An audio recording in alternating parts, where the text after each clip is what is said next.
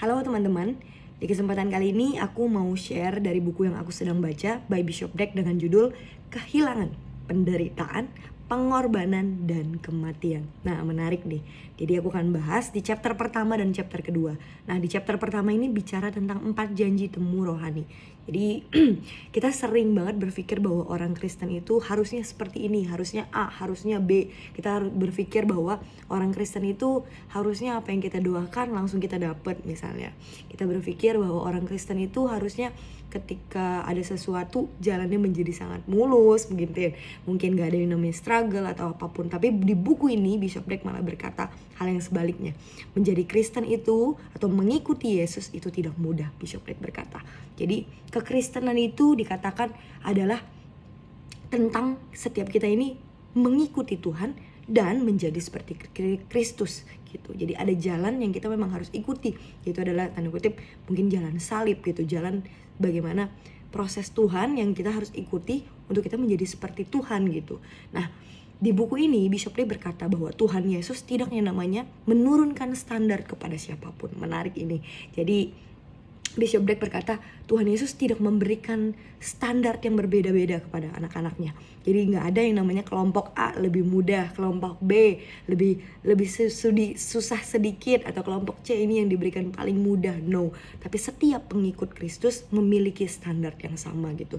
Jadi semua orang Kristen atau orang-orang percaya mengalami hal yang sama, yaitu 4 tadi: kehilangan, penderitaan, pengorbanan, dan bahkan mungkin kematian gitu. Tetapi dengan apa yang kita alami, kita harus tahu bahwa setiap kita ini mendapatkan yang namanya hak istimewa, yaitu adalah kita sudah diselamatkan oleh Tuhan dengan darahnya yang mahal, dan kita itu punya privilege untuk yang namanya mengenal Tuhan lewat apa yang harus kita alami sebagai Kristen, sebagai orang-orang mengikuti Yesus gitu. Dan yang kita harus tahu bahwa segala sesuatu yang kita alami, rewardnya adalah Tuhan Yesus sendiri gitu. Nah, Bishop B berkata, kalau dari 4 hal ini adalah hal yang sulit, mungkin gak ada satupun yang mau mengikuti Yesus. Tapi Bishop Dek berkata, walaupun orang Kristen sudah mengetahui bahwa mengikuti Yesus itu mahal, harus melewati kehilangan, penderitaan, pengorbanan, kematian, tapi masih begitu banyak jutaan jiwa yang menganggap itu adalah harga yang sangat murah. Apalagi ketika kita sudah mendapatkan keselamatan. Kita ini adalah orang yang dulunya sangat berdosa, yang tidak layak, tapi kita diberikan privilege untuk yang namanya diselamatkan oleh Tuhan. Dan yang terpenting kita mendapatkan pengenalan akan Tuhan gitu. Jadi beberapa orang, jiwa-jiwa berpikir mengalami hal ini adalah hal yang sangat murah gitu. Dan I believe ketika kita membaca buku ini, itu juga yang kita pelajari, bahwa ini adalah hal yang sedikit yang bisa kita bayar untuk membalas kebaikan Tuhan, membalas dari apa yang Tuhan sudah bayar buat hidup setiap kita gitu. Nah, aku tulis di sini, mengenal Tuhan, berjalan bersama Tuhan, it's worth it, aku berkatakan. Jadi dengan apa yang harus kita alami, karena kita harus tahu bahwa ketika kita mengalami semua ini, kehilangan, pengorbanan, penderitaan atau kematian, kita harus tahu satu hal, janji Tuhan, bahwa Tuhan gak akan pernah yang namanya meninggalkan kita.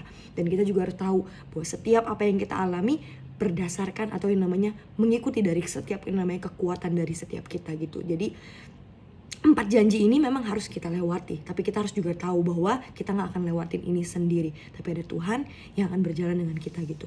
Nah, beberapa poin yang akan aku share gitu. Jadi mungkin dengan poin yang pertama, yaitu adalah kerugian dan kehilangan. Aku akan bacakan di ayat Matius 16 ayat 25. Karena barang siapa mau menyelamatkan nyawanya, ia akan kehilangan nyawanya.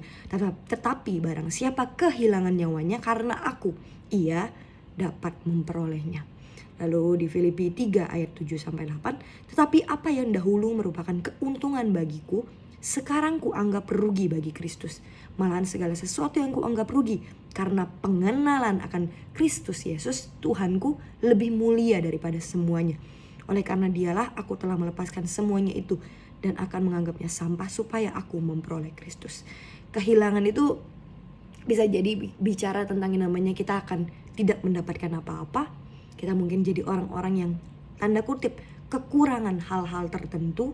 kita mungkin gak lagi bisa menjadi orang yang mempertahankan apa yang kita mau pertahankan, dan kita juga bisa jadi orang-orang yang menyerahkan apa yang mungkin sulit untuk kita serahkan. Itu yang namanya kehilangan.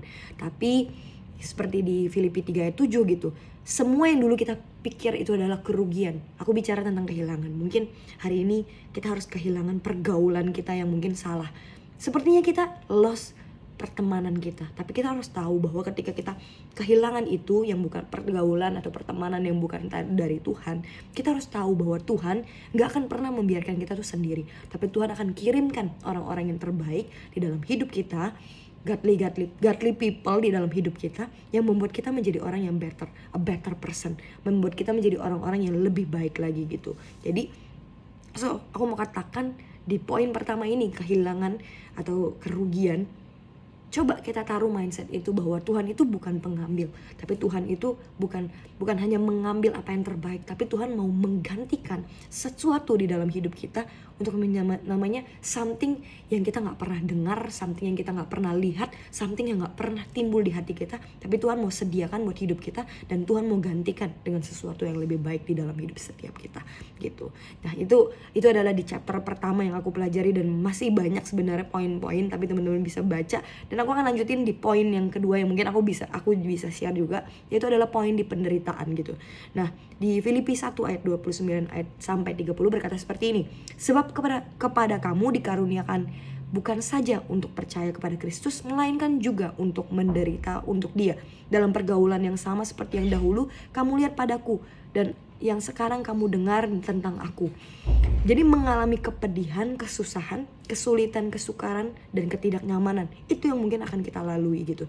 Tapi aku mau katakan, ketika kita melewati itu semua, seperti yang di poin pertama, mungkin akan terasa sulit, mungkin akan terasa we can't take it, kita gak bisa. Tapi yang kita perlu tahu, ada Tuhan Yesus yang menyertai kita. Tuhan Yesus gak akan biarin kita sendiri. Tuhan yang akan menyertai kita, memberikan kita kekuatan, memampukan kita untuk through it all.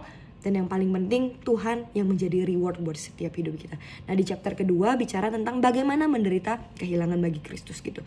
Seperti kita tahu cerita tentang murid-murid Tuhan yang kehilangan segalanya untuk yang namanya mengikuti Yesus. Mungkin hari itu murid-murid Yesus kehilangan profesi mereka, impian mereka. Tapi murid-murid Yesus berkata itu worth it dengan apapun yang mereka hari itu harus kehilangan gitu, karena it's worth it. Kita tahu ceritanya bagaimana mereka akhirnya menjadi rasul-rasul Tuhan yang begitu luar biasa gitu. Nah mungkin ada beberapa penderitaan kehilangan yang harus kita alami sebagai pengikut Kristus. Tapi aku mau katakan di sini, Bishop Rick juga katakan, kita harus siap yang namanya kehilangan. Mungkin kita harus kehilangan me time kita, waktu untuk kenyamanan kita, waktu untuk yang namanya kita berpikir tentang diri kita sendiri. Tapi kita mungkin harus mengganti itu dengan yang namanya kita memikirkan tentang jiwa-jiwa. Kita memikirkan tentang yang namanya orang-orang yang belum mengenal Tuhan, orang-orang yang belum yang namanya menerima keselamatan. Tapi tanda kutip kita kehilangan our me time, tapi kita mendapatkan yang lebih, yaitu kita bisa melihat sebuah generasi dibangkitkan. Kita bisa melihat orang-orang yang tadinya depresi mendapatkan Kristus, mendapatkan damai sejahtera. Jadi aku percaya sih, setiap kita ketika kita kehilangan sesuatu bagi Tuhan, itu gak akan pernah menjadi sia-sia. Tapi ada something yang Tuhan berikan greater dari apa yang kita pikirkan, greater dari apa yang kita bayangkan gitu. Jadi aku percaya dari buku ini, buku yang terlihat menakutkan, kehilangan, penderitaan, pengorbanan, kematian, tapi aku percaya dari buku ini akan menyelamatkan setiap kita, karena kita tahu di balik semua ini ada Tuhan yang menyertai kita, dan ada kekuatan yang dari Tuhan yang memampukan setiap kita. Thank you buat teman-teman yang udah nonton video ini. I hope teman-teman juga baca buku ini dan memberkati, biar buku ini bukan hanya memberkati hidupku, tapi juga bisa memberkati teman-teman sekalian. Thank you so much. God bless.